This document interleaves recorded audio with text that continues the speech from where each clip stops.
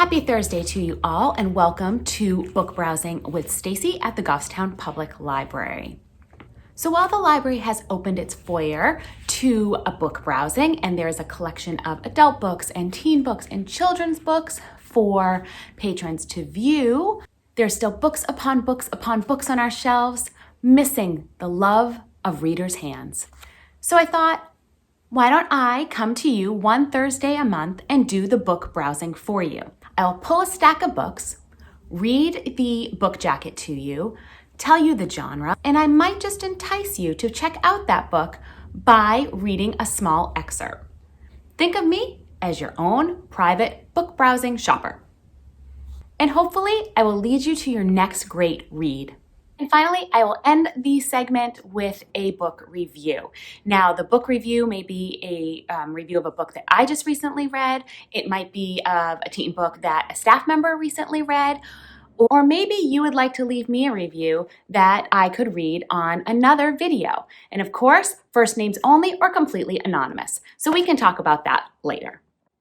So let's get into the book browsing. So while I was picking out this stack of books, I got to wondering, is there one set way of browsing books? Does everyone have the same tactic when they're picking out a book?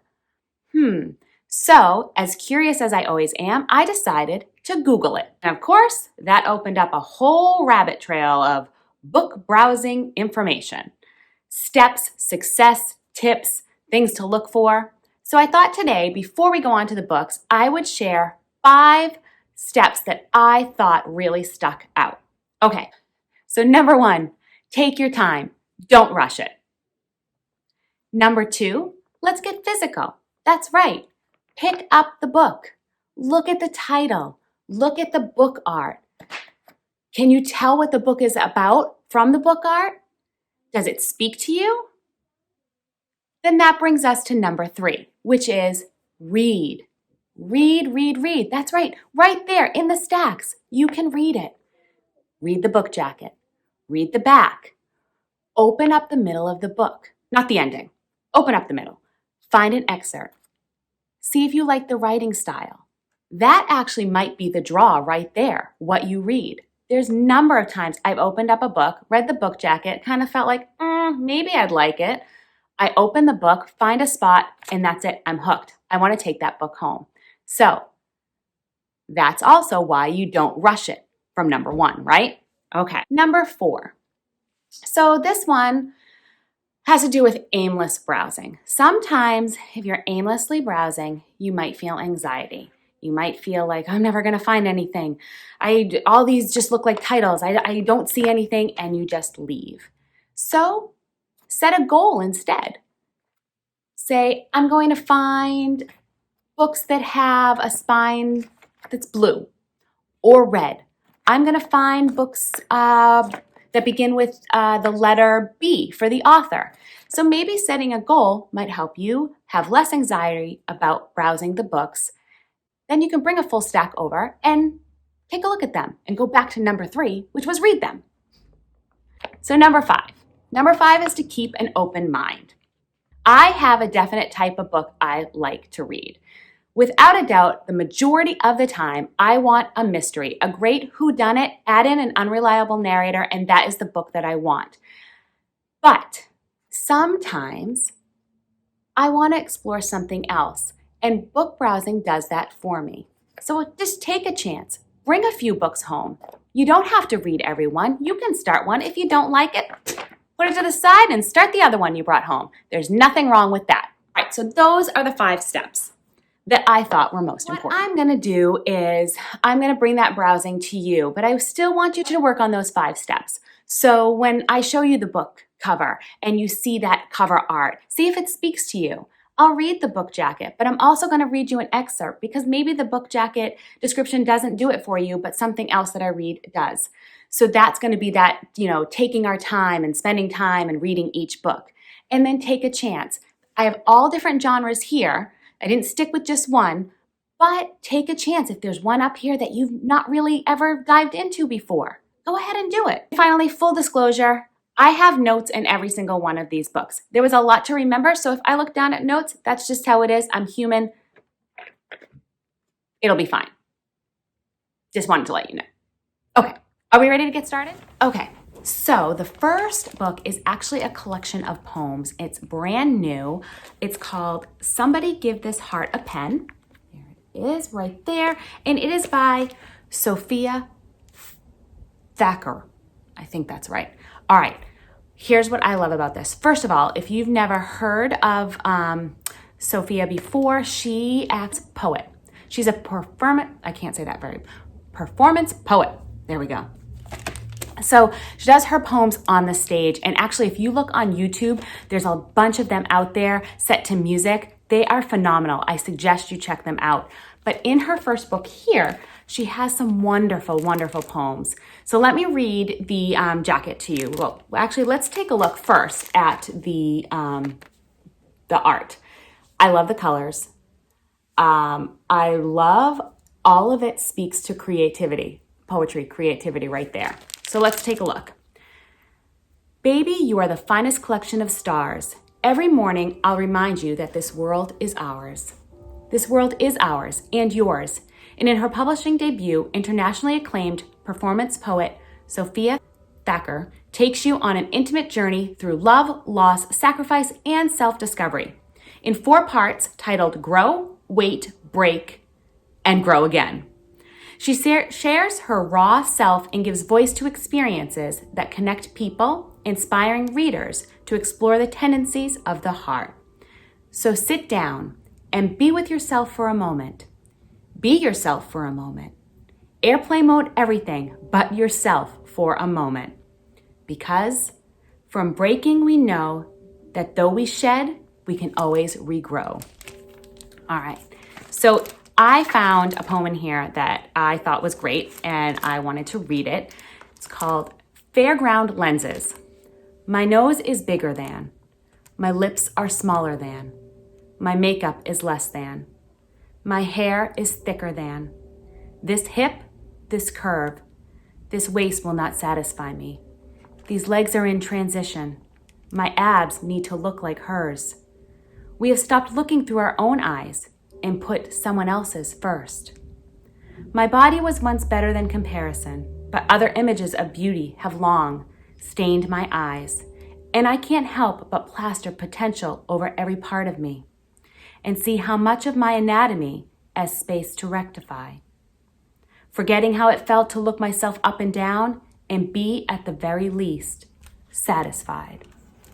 So body image, I think, is definitely something that teen girls, I know myself, even into adulthood, definitely deal with.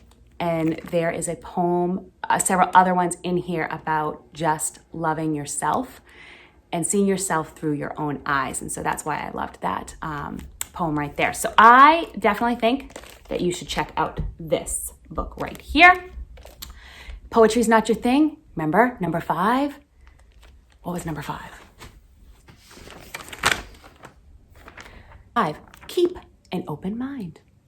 All right, let's go on to our next book. All right, so we're gonna actually move on to this one, The Possibility of Now by Kim Culbertson. Here we go. All right, so first of all, we can tell by this book cover here, we are probably talking about what type of genre? Reality fiction, right?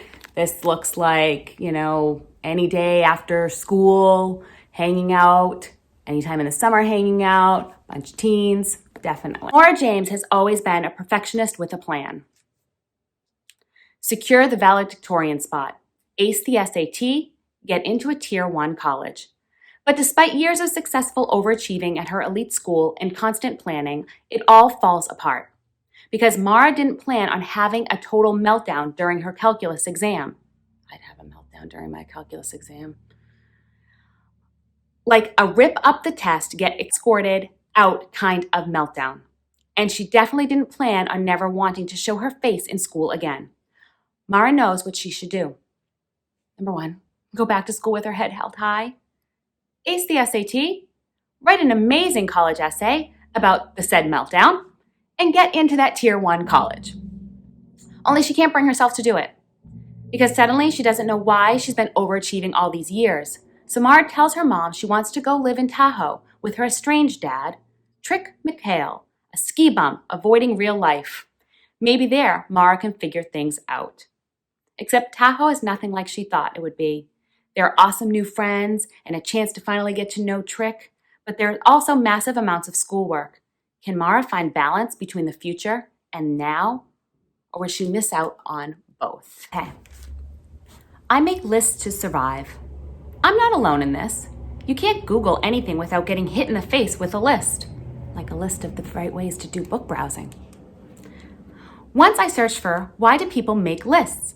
Besides giving me 127 reasons why we love lists, I stumbled onto even more lists. 11 new uses for paper clips, 15 regrettable marriage proposals, 23 places to see before you die. When did we start doing that? Maybe on a wall way back in a dark cave, a shaggy-headed caveman scratched, kill mammoth, make fire, stand upright. A list. As humans, we must crave them. And after what happened to me, I need my list now more than ever. So obviously we know from the book jacket before that she has a meltdown in calculus class. Now, I want to know what that meltdown is. We want to continue reading on to find out. So maybe you're a list maker. Maybe you have bombed a calculus test or an English test or a test so much that you had a meltdown. I have. This might appeal to you. You might find that you can relate to the characters in this book. That's why it's realistic fiction. All right, next one. Okay, our next book is 𝑉𝒆𝒂𝒂𝒓𝒄 by Jordan Ifueko. There we go. Wow. Okay, so definitely, again, we look at this cover art and what can we tell? We know this is probably fantasy, right? Fantasy that probably has something to do with empires or royalty. And then we also know that it probably deals with some African culture experiences. So let's take a look. What if you've sworn to protect the one you were born to destroy? 𝑑𝒐𝒔𝒊𝒃𝒊𝒍𝒊𝒕𝒚 has always longed for the warmth of a family. She was raised in isolation by a mysterious, often absent mother known as the Lady. When 𝑑𝒐𝒔𝒊𝒃𝒊𝒍𝒊𝒕𝒚 comes of age, the Lady sends her to the capital of the global empire of 𝑑𝒐𝒔𝒊𝒃𝒊𝒍𝒊 to compete with the other children to be chosen as one of the Crown Prince's Council of 11. If she's picked, she'll be joined with the other council members through the 𝑟𝒣, a bond deeper than blood. That closeness is irresistible to 𝑑𝒐𝒔𝒊𝒃𝒊𝒍𝒊. But the Lady has other ideas, including a magical wish that 𝑑𝒐𝒔𝒊𝒃𝒊𝒍𝒊 is compelled to obey. Kill the Crown Prince once she gains his trust. 𝑑𝒐𝒔𝒊𝒃𝒊𝒍𝒊 won't stand by and become someone's pawn. But if she's strong enough to choose a different path for herself, with extraordinary world building and an incredible new talent, 𝑉𝒆𝒂𝒂𝒓𝒄 is the story of loyalty, fate, and the lengths we're willing to go to for the ones we love. All right, so fantasy fiction. And it, as I said earlier, it features African influences, lots of world building. And if you love strong female characters, this book has that for you. Before I could respond, my chest began to burn. Someone had heaped coals over my heart. The heat came from inside, a dragon, a demon throbbing to get out. I gasped, clutching at my heart and sweating, glancing around and hoping no one noticed. The moment the priest looked away, I ran from the Hall of Dreams, sandals pounding the stone until I reached the banquet chamber. Pitchers of water and cordial from our last meal still rested on the long, low tables. I seized one and poured out the water, careful to keep the ice in the pitcher. Then I lay on the floor and dumped the cubes onto my chest. The cold stung viciously. I gritted my teeth to keep from howling. Maybe you've never tried fantasy fiction before. Maybe this is the book that will help draw you into that genre. Give it a try. Okay, so our next book is Cadaver and Queen, and it is by Alisa Kwitney. Here we go. All right. Looking at this art, we see a glowing skeleton, part of the arm right there, but also a crown up here that's also glowing. So we might think fantasy, but I'm thinking a little bit more maybe science fiction, right? and maybe a mystery involved. So let's find out. When 𝑻𝒉𝒂𝒂 enrolled at Ingold as its first female medical student, she knew she wouldn't have an easy time. From class demands to being an outsider among her male cohorts, she'll have to go above and beyond to prove herself. So when she stumbles across what appears to be faulty biomechanical, one of the mechanized cadavers created to service the school, she jumps at the chance to fix it and get ahead in the program. Only this biomechanical isn't like the others. Where they are usually empty-minded and perfectly obedient, this one seems to have thoughts, feelings, self-awareness. Soon Elizabeth realizes that it is Victor Frankenstein, a former student who died under mysterious circumstances. Victor, it seems, still has a spark of human intelligence inside him, along with the memories of things he discovered before his untimely death, and a suspicion that he was murdered to keep that information from getting out. Suddenly, Elizabeth finds herself intertwined in dark secrets and sabotage that puts her life and the lives of Victor and their friends in danger. But Elizabeth's determined to succeed, even if that means fighting an enemy who threatens the entire British Empire. All right, let's find a spot, see what we have. Good afternoon, gentlemen. Dr. Grimble, the head of surgery and Victor's advisor, nodded to the students in the gallery as he entered the room. I'm going to skip down a little bit. Nurse, said Grimble, do you mind telling me what this is doing here?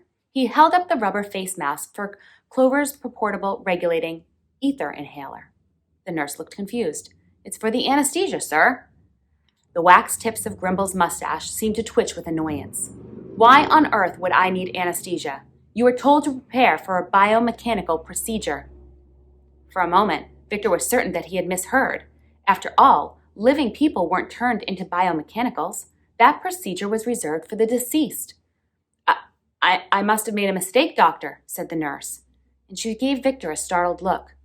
I didn't read the chart carefully enough. I'm terribly sorry. I don't want apologies. I want action. Where is the galvanic reanimator? The nurse hung her head. It's still in Professor Makepeace's laboratory. Go and fetch it immediately. They think I'm dead.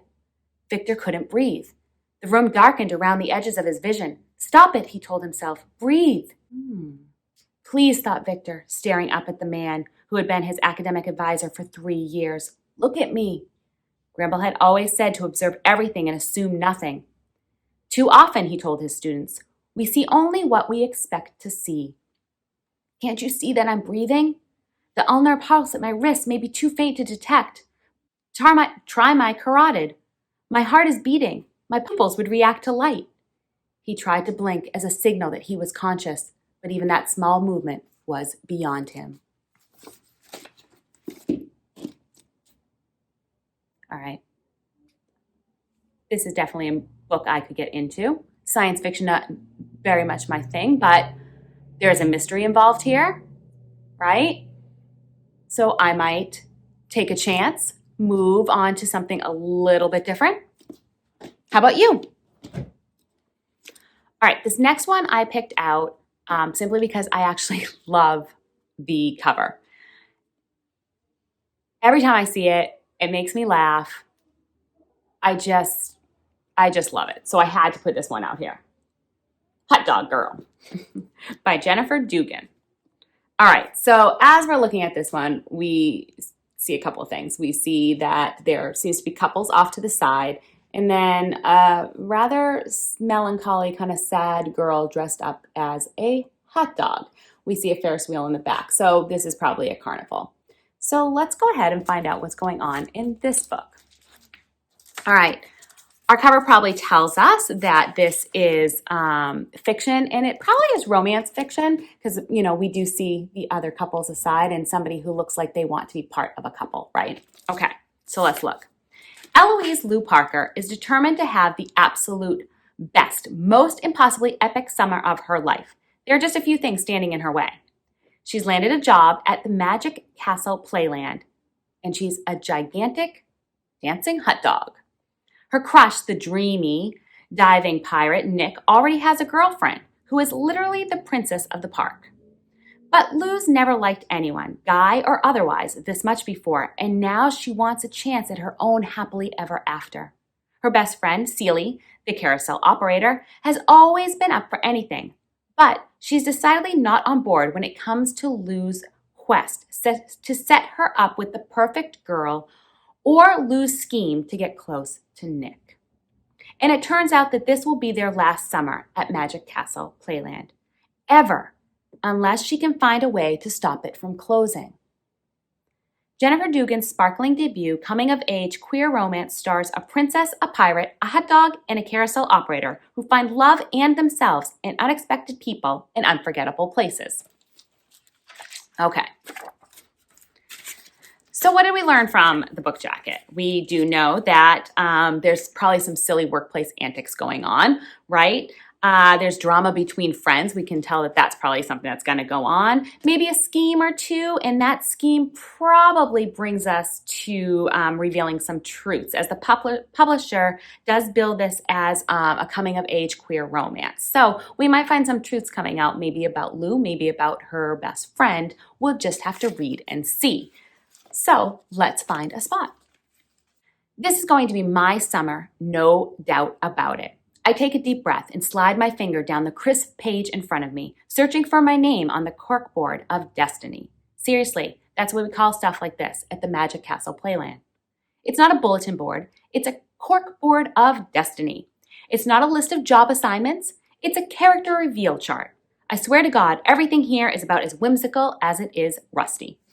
I look lower, past the names of the ride operators and the food service people, over housekeeping and maintenance, until I get to the costume crew.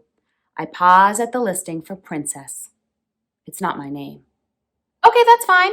Disappointing, but fine. I knew it was a long shot when I put in for it. My finger dips even lower, gliding past the prince and the pirates and all the furry park mascots until it's my name. Eloise May Parker. I drop my head against the board. No, no, no, no. Not again. I can't. This must be a mistake. My best friend Celie nudges me out of the way. What's it say? I'm the hot dog. Pity flashes in her hazel eyes. It could be worse. Could it? See? Could it really? Yeah, what if they put you in housekeeping and you were stuck in the bathroom by the swashbuckler bay? She shudders, cracking herself up. It's not funny, I pout, but technically, yes, that would be worse. I mean, the bathroom crew finishes every shift smelling like mildew and old diapers. So, Celie holds up her hands. Hey, I'm just kidding, but it's going to be okay, Lou. Promise. It's a good best friend right there. So what do you think? Would you be able to take the summer being dressed up as a hot dog when you wanted the princess? This right here, it sounds like a laugh out loud book.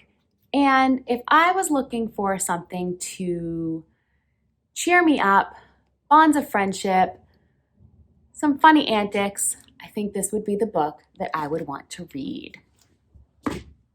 All right, so those are our books for today. So as I said, we are going to end out the segment with a book review. This book review is a book that one of our staff members, teen book that one of our staff members read here. So I'm going to present that to you. It is a new book on our bookshelf, and it is called Sanctuary. It is by Paola Mendoza and Abby Sher. Here we go. So let me tell you a little bit about what our staff member said is the summary of the book. No spoilers, of course, and then we'll go into a review of that book, and maybe this will be something you would want to read as well. Now remember, reviews, sometimes, we might not enjoy the book, but that doesn't mean that you wouldn't. So I always love if you would take the book and check it out for yourself too, and you might have a different opinion than somebody else. And it might be a book that we love, and then you check it out, and it's not a book you love, and that's okay too. All right, so Sanctuary is a young adult alternate reality fiction novel. It takes place in America during the near future of 2032. In this dystopian take of the country, the fight against immigration and the use of racial profiling and discrimination has evolved into chilling reality. So walls are being placed to separate those wanted from those deemed not worthy. Identification chips are placed into every citizen to help weed out illegal immigrants in order to be deported back from where they came from or to be put in detention camps. Okay, after violence keeps erupting against this new reality, California decides to take a stand in solidarity. They have chosen to become a sanctuary state to all immigrants in the country seeking it. Sanctuary follows Valley and her family on a journey from trying to survive in America as immigrants to making the escape to safety in California. The questions are, can they make it? Or will California's consequence of defying the status quo earn them their own wall, cutting them off from the rest of the country? And can this stop Val and her family from achieving their last shot at having sanctuary? So just reading that summary, you can guess that this book discusses and sheds light on some current topics, right? Themes of immigration, racism, profiling, and government monitoring are all found around us. And so I'm going to go on with this review part here. And like I said, this is from one of our staff members here and what they thought about this book. As disturbing as this dystopian picture was, it felt very realistic and plausible, adding even more tension. Mendoza did well to cover multiple angles of someone's potential experiences of this kind of scenario within a single book without it feeling overfilled with details. Although she does not shy away from hard, traumatic topics that these people experienced, she evokes the emotions of the readers and sympathizes without sharing more disturbing details. Overall, I enjoyed the story and felt invested in the characters. It also helped to expand my viewpoint on the possibilities of what horrors could happen within our own borders should the country take a turn towards this reality, as well as how those who stand against it will react and try to help. That being said, as a dystopian novel, the theme about extreme racism in America's future, there's not really anything new in the content in this novel that cannot be found in others like it. But if that's something that you've enjoyed in other novels, then this might be a book for you. Sanctuary. All right, so that is it for today's book browsing. So next month, we'll be back with about 5 other books, some other books that I will choose, and maybe some of these that are still here, and we'll talk about those. And then I will also have a review of a book that I just finished that I will share with you. And I have a small theme next month on some of the books that I pick out. There will be different genres, but the theme will be voting, because we are getting close to election time. And while some teens, you're not at that age to vote yet, there's lots of different ways that we can be active in the voting process. And sometimes voting might just even be in your own school as you vote in different officers to lead you. So I'll have some books of that nature in there. As always, if you want to know when a new video comes up at Goffstown Public Library's YouTube channel, then you have to subscribe. And another thing, these books that I offer today can be found as physical books within our library, but you can also check our e-library, as some of these titles may also be found on the Libby app, Cloud Library, or Hoopla. So if you're not able to get a physical book, but you did want one, check and see if it is available in those platforms as well. Finally, at the beginning of this video, I talked about reviews. So I said that I would be giving some reviews, some staff members would be giving reviews of teen books, but I would also love to hear reviews from you. So if there is a book that you've read from, that you've taken out from the library that you've read, and it can be an ebook, it can be an audiobook, it can be one of our physical books, it can be one of the books you got from our 𝑗_MILKS libraries. If there is one and you would love to write a review, please send that to me. I would love to share it on one of our videos. And of course, you can let me know in that email if you want to completely remain anonymous, or if you don't mind me sharing your first name. But you know what? I think other teens would love to hear what teens are reading and their thoughts on what they're reading. So I'd love for you to share that with me. Okay, that is it for book browsing today. I do hope that you got something out of it. I know it's a little bit different than what you're used to, but I do thank you for tuning in. All right, until next time.